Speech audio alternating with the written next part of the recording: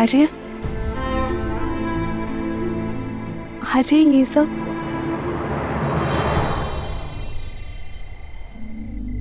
कर्तव्य पथ सीता, भरत और शत्रुघ्न मांडवी और श्रुत कीर्ति के साथ कैकेयी लौट रहे हैं।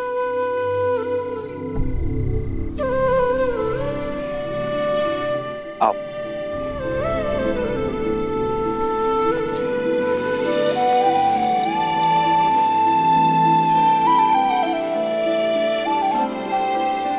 प्रणिपात भैया,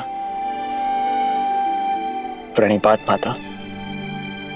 आप दोनों की ही प्रतीक्षा कर रहे थे भैया। मेरी कैकेयी में यात्रा अधूरी है, उसे पूर्ण करने जा रहा हूं। विदा कीजिए अपने भाई को, आशीर्वाद दीजिए मुझे।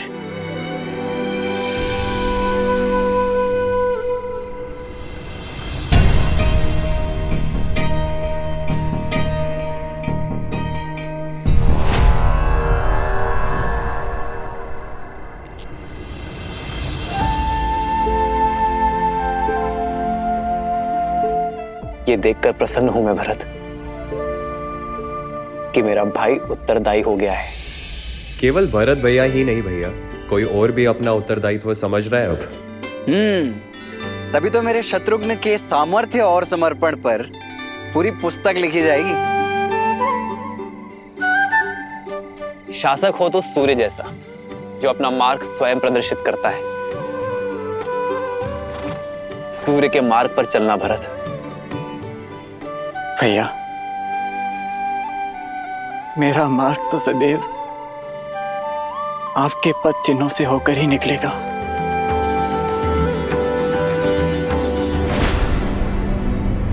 देखा कैकेयी, जाते जाते भी मेरे भरत के कान भर रहा ये राम। उसे तो अपनी परछाई से भी अलग होने का अवसर नहीं देता। आप चारों के जाने से घर सूना हो जाएगा। वापस लौटने में अधिक प्रतीक्षा ना करवाना भरत। शीघ्र लौटूंगा भाभी माँ। विदा कीजिए भैया।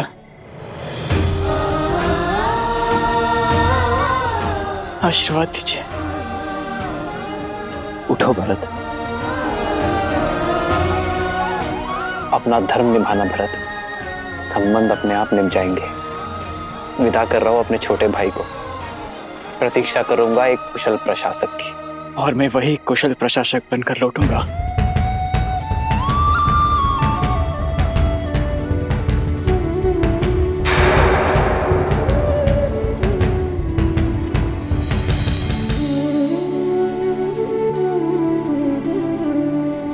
प्रस्थान करो भरत।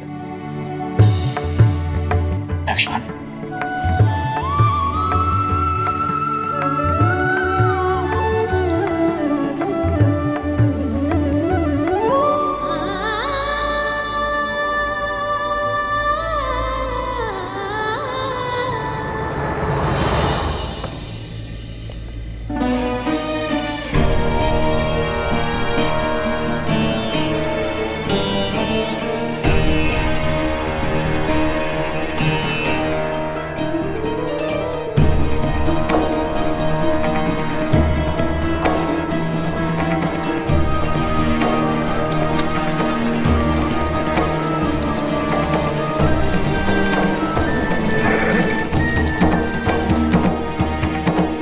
भूल मत जाना कैकेयी कि वो कौन है जिसके कारण तुम्हें हर बार पुत्र वियोग सहना पड़ता है।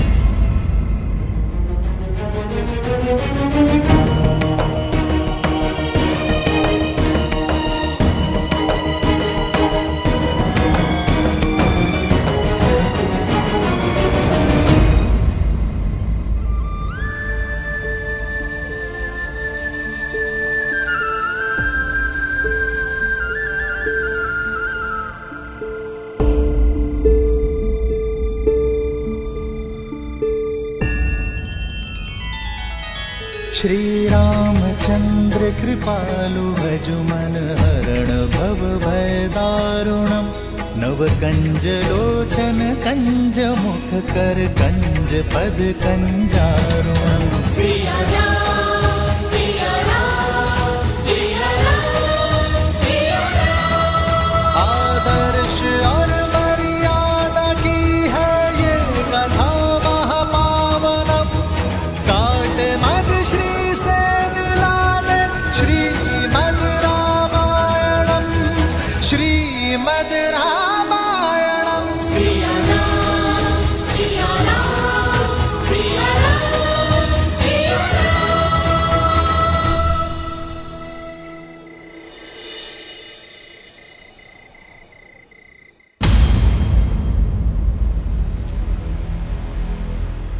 बूढ़े दृष्टिहीन माता पिता की इकलौती संतान हूँ।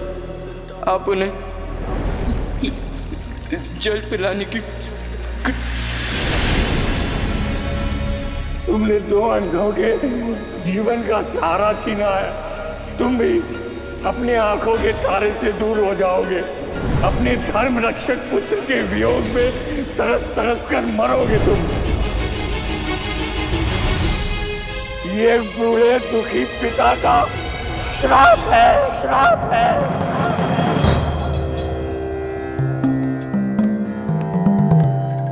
राम गुरुदेव। आयुष्मान भव। महाराज, अचानक स्मरण किया, सब कुशल तो है? जब मन में चिंता के बादल छाए हों तो आशा रूपी सूर्य का स्मरण तो हो ही जाता है।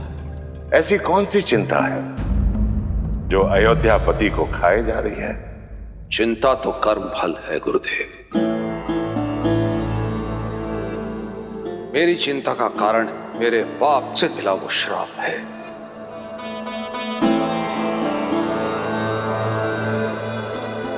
वो पाप जो वर्षों पूर्व मुझसे हुआ था।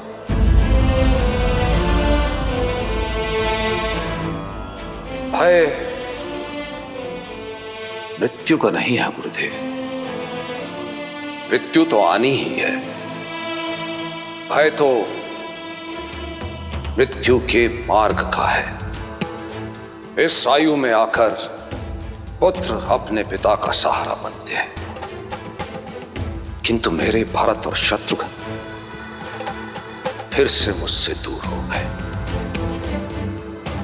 अब निरंतर यह भय सता रहा है कि कहीं मेरे राम और लक्ष्मण तो मुझसे दूर नहीं हो जाएंगे ना गुरुदेव।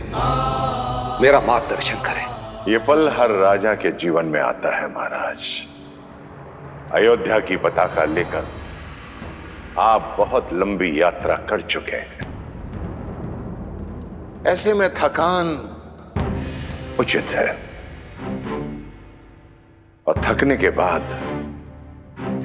ये पताका आपको युवा पीढ़ी को सौंप देनी चाहिए। महाराज, आप बहुत भाग्यशाली हैं कि ईश्वर ने आपको राम जैसा पुत्र दिया है,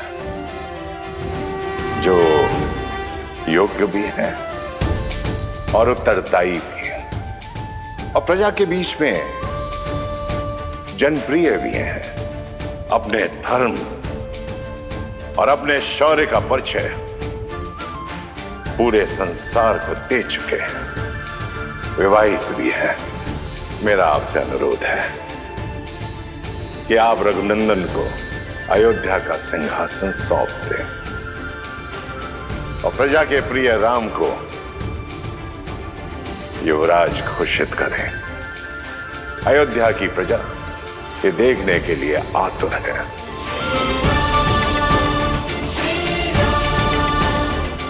बहुत बहुत धन्यवाद गुरुदेव। सचमुच में थक गया हूं मैं, अचंभित हूं। मार्ग मेरे सामने खुला है और मैं व्यर्थ ही दुविधा में था। राम को ये साम्राज्य सौंपकर अयोध्या को एक श्रेष्ठ राजा मिल जाएगा और मुझे मेरे भय से मुक्ति, क्योंकि एक राजा तो अपने राज्य को छोड़कर कहीं जा ही नहीं सकता। बहुत बहुत धन्यवाद गुरुदेव, बहुत बहुत धन्यवाद।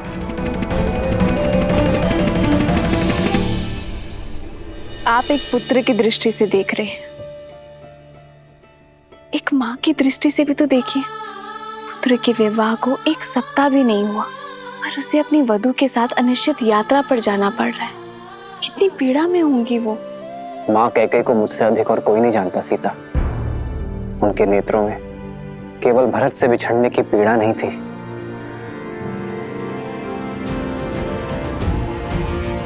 एक आक्रोश था।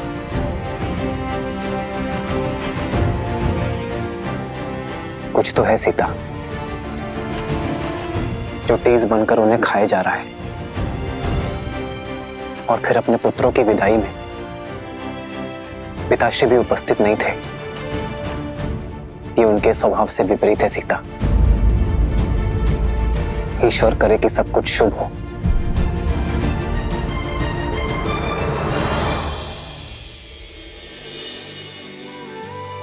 सब शुभ होगा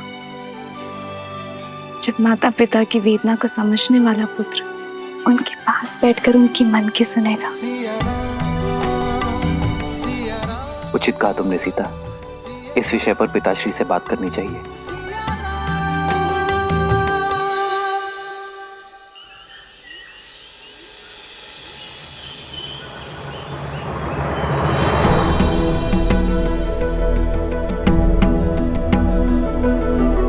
भैया भैया, वो पिताश्री ने आपको शीघ्र बुलवाया है। मैं उनके कक्ष में ही जा रहा हूँ लक्ष्मण। परंतु पिताश्री कक्ष में है नहीं भैया, वो राजसभा में है।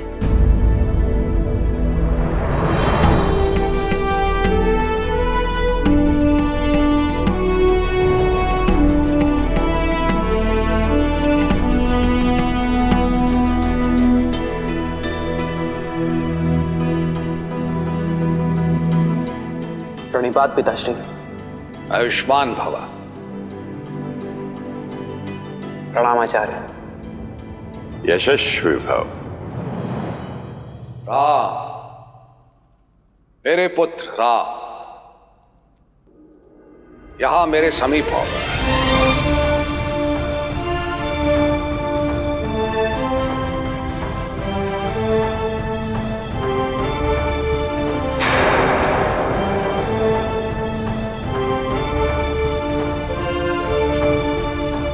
आदेश करे पिताश्री।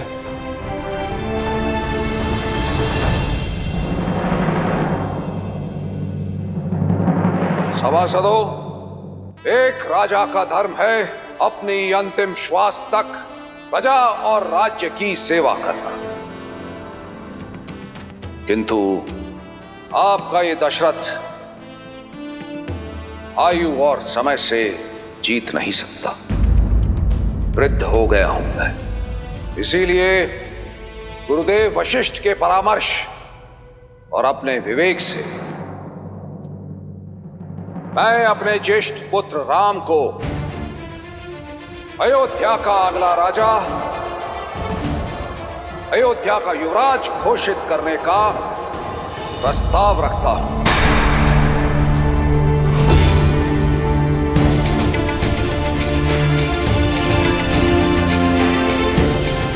न्याय और धर्म में राम की रुचि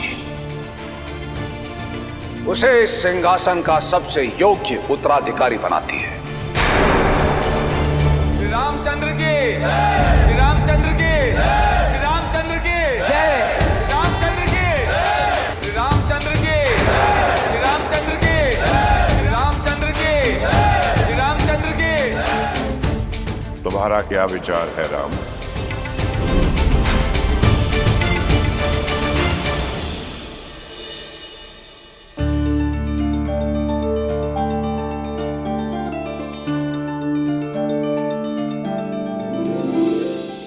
आचार्य,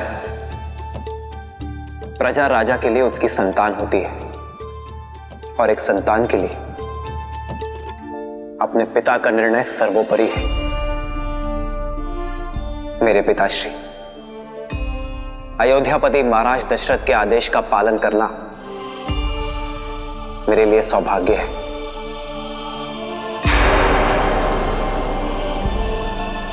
पिताश्री,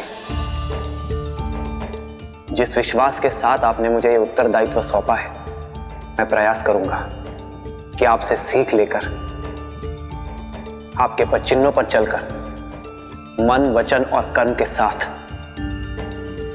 ये उत्तरदायित्व निभा सकूं, रघुकुल का मान यशस्वी कर सकूं।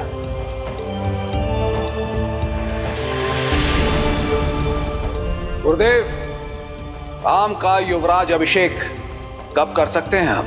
शुभस्य शीघ्रम।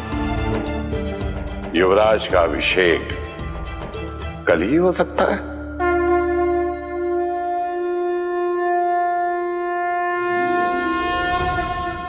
मूर्ख कैकई, तुम्हें जानना होगा। मां कह के तुम्हारी पीठ पर घात किया है राम ने।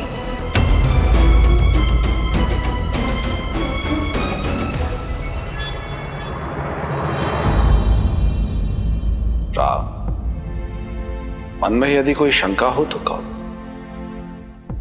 धर्म कहता है कि आपके आदेश का पालन करूं पिताश्री, किंतु मन का चोटता है कि जिन भाइयों के साथ जीवन का हर रंग देखा, आज उनकी अनुपस्थिति में युवराज बन जाऊं।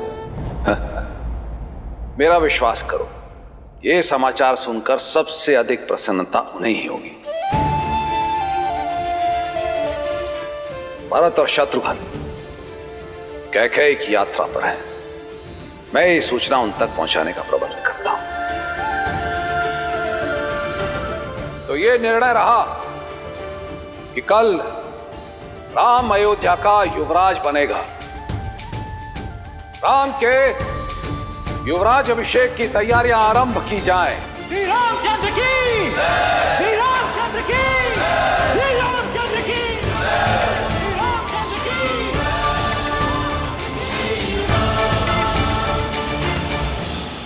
प्रेम के मीठे बोल बोल के इतना बड़ा घात किया उस राम ने। बेचारी कैकेयी, उसे तो इस चाल की भनक तक नहीं। सब नष्ट हो गया। मेरी इतने वर्षों की तपस्या नष्ट हो गई, सब नष्ट हो गया।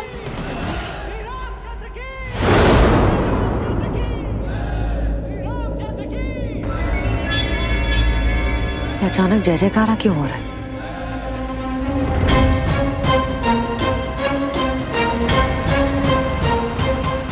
जय जयकार नहीं, ये मेरी कैकेयी के विनाश का नाद है। सब अनर्थ हो गया, तुम्हारा हर स्वप्न टूट गया। मंत्रा, क्या हुआ? तुम रो क्यों रही हो? बबूल के वृक्ष को पानी दोगी तो आंचल में कांटे ही गिरेंगे ना। देखो देखो क्या क्या।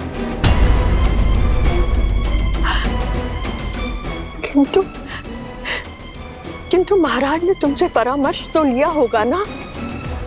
तुम मान कैसे गई? तुमने ये होने कैसे दिया कैकेयी? तुम क्या बात कर रही हो? हुआ क्या है? सर्वनाश हुआ है। सर्वनाश होने की घोषणा की गई है। भरत को गए हुए कुछ क्षण भी नहीं हुए थे कि महाराज ने राम को युवराज घोषित कर दिया।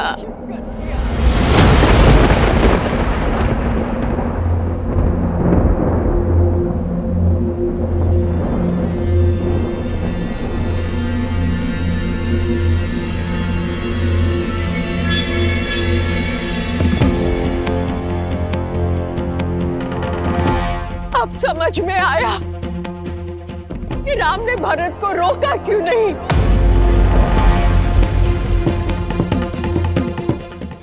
क्यों भरत का विवाह तुम्हारी अनुपस्थिति में कर दिया गया, और वो भी एक सामंत की पुत्री के साथ।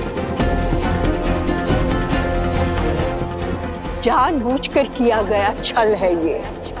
कोयल बनकर राम खेल गया तुम्हारे साथ। तुम्हारे पुत्र भरत का भविष्य नष्ट भ्रष्ट हो गया। कैकई अब तो जागो, कब सोचोगी उसके विषय में?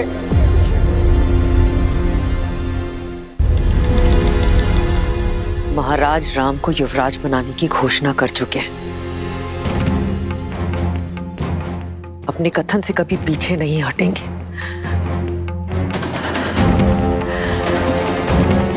आपने मेरे पुत्र भरत के साथ ठीक नहीं किया महाराज।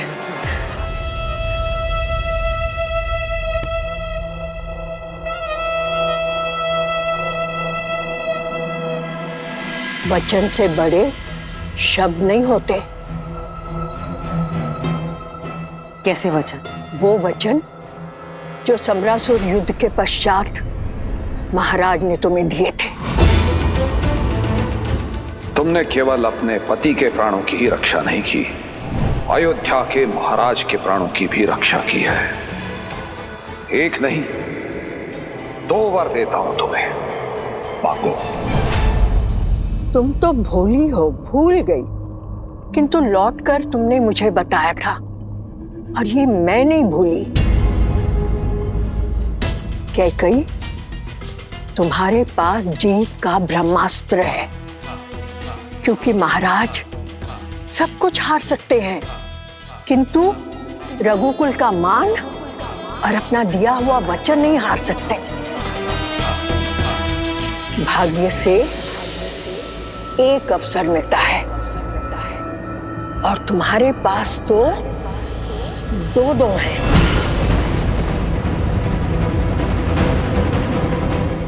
मैं अभी जाकर महाराज से बात करती हूँ। रुको कैकई, तुम स्वयं वहां जाओगी तो ऐसे लगेगा कि हाथ फैलाकर भीख मांग रही हो। कैकई, ऐसा कुछ करो कि महाराज स्वयं तुम्हारे पास आए। ये श्रृंगार त्याग दो और कोप भवन में जाओ। मैं अभी महाराज को बुलाकर आती हूँ और 2 वचनों से राम की छाया को भरत से कैसे हटाओगी और क्या मांगोगी, ये सोचो।